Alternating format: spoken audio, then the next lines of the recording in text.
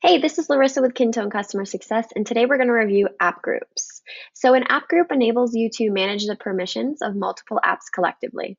Every app must belong to an app group. So to navigate to app groups, you're going to click the gear wheel, select Kintone Administration, and select App Groups under Permissions. So the following app groups are predefined. So we have public, which is an app that's assigned to the public app group, and it's open to all users by default. And then we have private. So that's an app that's assigned to the private app group, and it's open only to the user who created the app. So apps that are used only by the creator are added to this app group.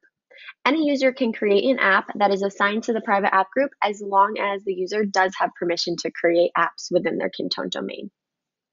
So the default app group shows the default group an app is in when it's created. So you can select public, private, or any group you have created from the dropdown to change that default group.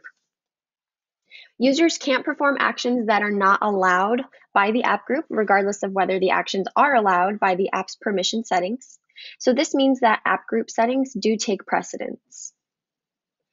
So the app group section shows information about each group. So you'll click this edit icon to edit the group name shown in the name column. ID shows the app group ID automatically assigned by the system. Here we have the name of the app group. If you click permissions, this opens permissions for the app group where you can view and edit the permissions.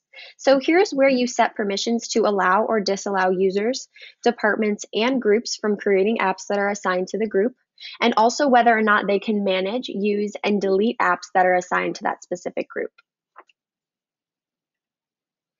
And then you'd click Assigned Apps to view the list of apps within that specific app group.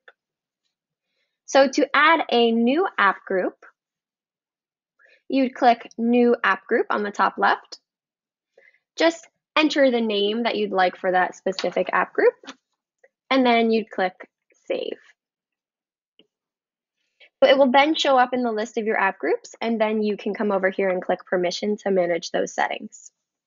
So to change an app's app group, you'll have to navigate to the app. So let's go take a look at one of those. Click the gear wheel.